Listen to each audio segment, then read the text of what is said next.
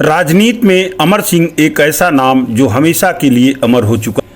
वह आज इस दुनिया में नहीं है, लेकिन देश की सियासत रही हो या फिर फिल्म इंडस्ट्री का क्षेत्र रहा हो या देश दुनिया का बिजनेस, इन क्षेत्रों के माहिर खिलाड़ी माने जाते रहे। जिस कांग्रेस पार्टी की सियासी क्षेत्र में तूती बोलती थी, जब उसकी सरकार गिरने का संकट आया, लेफ्ट ने अपना समर्थन वापस लिया तो कोई कहत नहीं था कि सरकार बच पाएगी, लेकिन कांग्रेस की सरकार बचाकर उन्होंने अपनी सियासी ताकत का एहसास कराया। फिल्म इंडस्ट्री में अमिताभ बच्चन बहुत बड़ा नाम है जो किसी परिचय का मोहताज नहीं, लेकिन जब अमिताभ बच्चन के ऊपर घोर तो भी अमर सिंह वह शख्सियत रहे जिन्होंने उन्हें बर्बाद होने से बचा लिया। समाजवादी पार्टी के लिए तो वह कई बार अपनी समझदारी से संकट मोचक के रूप में काम किए और पार्टी को उन्होंने राष्ट्रीय स्तर पर पहचान दिलाई। संयुक्त मोर्चा उन्हीं का सफल प्रयास था जो इतने राजनीति एक मंच पर खड़ा कर दिया और केंद्र में सरकार तक बन गई। देश के उद्योगपतियों में अनिल अंबानी, सुब्रत राय सहारा जैसे तमाम उद्योगपति उनके पीछे पीछे चलते थे। देश की जनता ने ये सारा दृश्य अपनी नज़रों से देखा है। उत्तर प्रदेश की सियासत में आजमगढ़ जिला राजनीतिक रूप से काफ़ी समृद्ध जनपदों में एक है। अमर सिंह जैसी शख्सियत इसी जनपद के एक छोटे से गांव तरवा के निवासी थे। आजमगढ़ का यह व्यक्तित्व देश ही नहीं पूरी दुनिया में अपनी पहचान बना गया। मैं किस किस कार्य का जिक्र करूं, लिखते लिखते पन्ने भर जाएंगे, लेकिन उनकी कथा का अंत नहीं होगा। आज यानी 1 अगस्त 2021 को प्रथम पुण्यतिथि है, इसलिए ये चर्चा की जा रही है।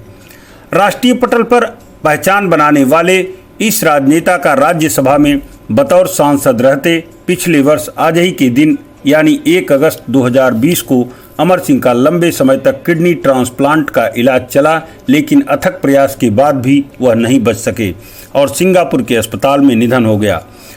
भारतीय राजनीति में अमर सिंह का दबदबा किसी से छिपा नहीं था। अमर सिंह के बारे में यह कहा जाता था कि वह राजनीतिक, फिल्म और बिजनेस के माहिर खिलाड़ी थे। समाजवादी पार्टी में रहते अमर सिंह ने इसे सिद्ध किया। कई बार ऐसे मौके आए जब पार्टी को उन्होंने अपनी राजनीतिक समझदारी से परेशानी से उबारा। अमर सिंह अपना सियासी सफ़र यूपी से शुरू किया। किसी समय अमर सिंह मुलायम सिंह के दाहिने हाथ माने जाते थे। साल 2010 में मुलायम सिंह यादव ने इनको भी पार्टी से निकाल दिया था। बाद में अमर सिंह ने राजनैतिक जीवन से कुछ समय के लिए संन्यास भी ले लिया, लेकिन साल 2016 में फिर से समाजवादी पार्टी में वापसी हुई। हालांकि वह समाजवादियों के दुश्मन बन बैठे। इसके बाद अमर सिंह का झुकाव बीजेपी की तरफ बढ़ा, जिसकी बदौलत वह राज्यसभा की कुर्सी तक पहुंचने में कामयाब रहे। बॉलीवुड और सत्ता के लाडले अमर सिंह की मुलायम सिंह की दोस्ती की कहानी ही अजब है। एसपी से राज्यसभा के सांसद चुने गए थे अमर सिंह। अमर सिंह के बारे में कहा जाता है कि अमर सिंह ने साल 1996 में देश के तत्कालीन रक्षा मंत्री मुलायम सिंह यादव से मुलाकात की। इसके बाद उन्होंने राजनीति में कदम रखा। कहा जाता है कि वह पहले भी मुलायम सिंह से मिल चुके थे, लेकिन इस मुलाकात के बाद उनका रुतबा बढ़ गया और मुलायम सिंह ने उन्हें समाजवादी पार्टी का महासचिव बनाने का फैसला किया। अमर सिंह एसपी से राज्यसभा के सांसद चुने गए। साथ ही वह एसपी में अखिलेश यादव का वर्चस्व बढ़ा और पारिवारिक विवाद के बाद अमर सिंह को पार्टी से निकाल दिया गया। इसी बीच उन्हें किडनी की बीमारी से परेशानी बढ़ी। किडनी खराब होने के बाद पहली बार उनका ट्रांसप्लांट तो सफल रहा, लेकिन काफ़ी समय के बाद जब दूसरी बार ट्रांसप्लांट होने के कुछ महीने बाद अस्पताल में ही उनकी सांसें थम गई। जया बच्चन को राजनीति में लाने का काम अमर सिंह ने ही किया था, लेकिन पार्टी से निष्कासन के समय बच्चन परिवार से इनकी दूरियां बढ़ गई। हालांकि बीमारी की अवस्था में अमर सिंह ने बच्चन परिवार से दूरी को लेकर अपने मलाल का जिक्र किया। कहा जाता है कि अमिताभ बच्चन के बुरे वक्त में अमर सिंह ने उनका साथ खूब निभाया था। अमर सिंह ने अमिताभ बच्चन से माफ़ी मांगी। बेहद दिलचस्प है दोनों की दोस्ती की कहानी। 90 के दशक में अमिताभ बच्चन अपने सबसे बुरे दौर से गुजर रहे थे। एक के बाद एक फ्लॉप फिल्मों और अपनी कंपनी ABCL के डूबने के चलते उन्हें लगातार आयकर विभाग के नोटिस मिलते रहे। उस वक्त महज 4 करोड़ रुपए न चुका पाने के चलते उनके बंगले के बिकने और उनके दिवालिया होने की नौबत आ गई।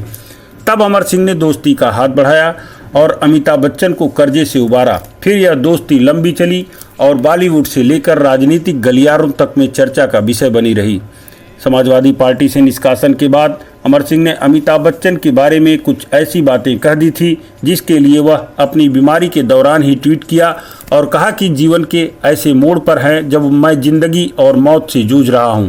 मैं अमित जी और बच्चन परिवार को लेकर कहे गए अपने शब्दों के लिए माफ़ी मांगता हूं। ईश्वर उन सब पर अपनी कृपा बनाए रखे। जया बच्चन समाजवादी पार्टी की 4 बार राज्यसभा सांसद हैं। उन्हें राजनीति में लाने का श्रेय अमर सिंह को ही दिया जाता है। कहा जाता है कि उस वक्त अमिताभ बच्चन ने जया बच्चन की राजनीति में जाने का विरोध भी किया था, मगर अमर सिंह ने उन्हें राजी कर लिया। अमर सिंह ने जया बच्चन के लिए कईयों से दुश्मनी मोल ली।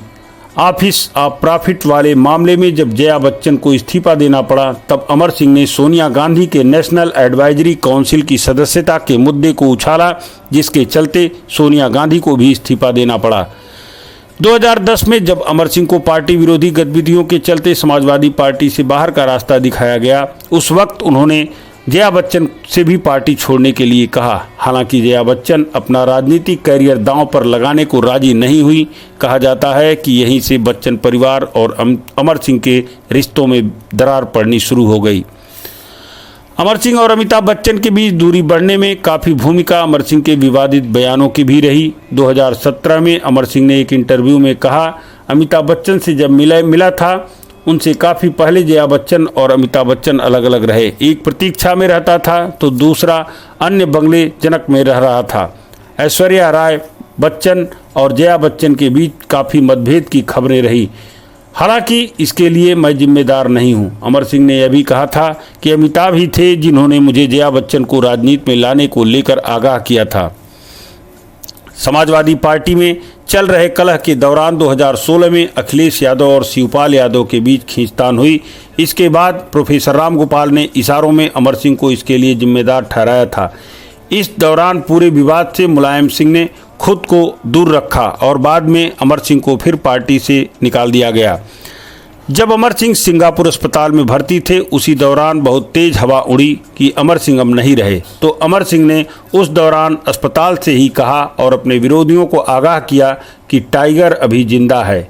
ये बयान उस दौर में सुर्खियों में रहा। साल 2002 में धीरूभाई अंबानी का निधन हुआ तो 80,000 करोड़ के टर्नओवर वाली रिलायंस इंडस्ट्री के बंटवारे का विवाद मुकेश और अनिल अंबानी के बीच हो गया। अनिल अंबानी की अमर सिंह से गहरी दोस्ती थी। इसके कारण तत्कालीन एसपी सुप्रीमो मुलायम सिंह के करीबी भी रहे। इस कारण मुकेश अंबानी अपने छोटे भाई अनिल अंबानी से नाराज भी हुए थे। इसके बाद दोनों के बीच दूरी बढ़ गई। अमर सिंह की बदौलत ही समाजवादी पार्टी ने अनिल अंबानी को राज्यसभा भेजने का ऑफर दिया, हालांकि उन्होंने मना कर दिया था। ऐसे अमर सिंह का आजमगढ़ जिले के तरमा क्षेत्र से काफ़ी लगाव रहा। उनके करीबियों में आजमगढ़ के कई लोग रहे, लेकिन कोरोना काल से लॉकडाउन के बाद भी अंतिम क्षणों तक 2 नाम हमेशा रहे। दोनों शख्सियत लालगंज इलाके के ही हैं। एक व्यक्तित्व का नाम है सिद्धार्थ सिंह, जो उनके वकील भी रहे और पूर्वांचल के जाने माने अधिवक्ता स्वर्गीय शिवधनी सिंह के छोटे पुत्र हैं। दूसरा नाम है प्रभाकर सिंह, जो उनके गांव तरमा के ही हैं। प्रभाकर सिंह उनके उन करीबियों में रहे जो अंत तक उन्हीं को अपना नेता मानते रहे और उनकी अनुपस्थिति में भी उनके लिए अपना समर्पण कम नहीं किए। आज पहली पुण्यतिथि है। उन्होंने अपने पैतृक गांव तरमा स्थित चौरी बल्हा महाविद्यालय पर एक विशाल श्रद्धांजलि समारोह का आयोजन किया है। प्रभाकर सिंह ने उनके साथ कई क्षण गुजारे हैं। उसकी झलक फोटो के माध्यम से हम आपको दिखा रहे हैं।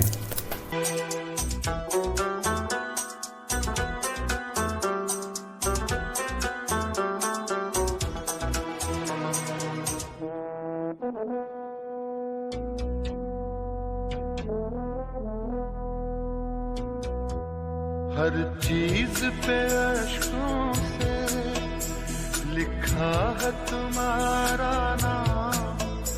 ये रास्ते घर गलियां तुम्हें कर ना सके सलाम।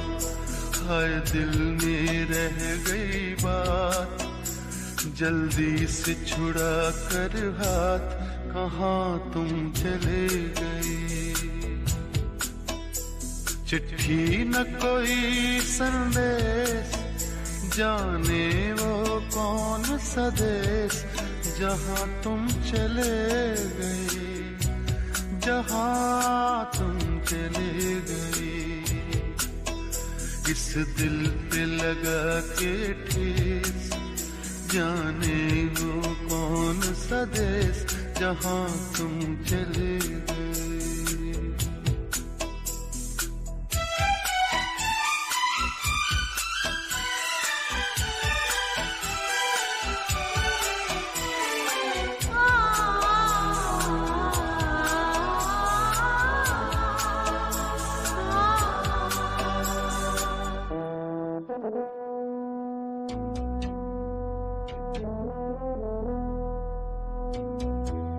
अब यादों के कांटे इस दिल में चुभते हैं, ना दर्द ठहरता है, ना आंसू रुकते हैं।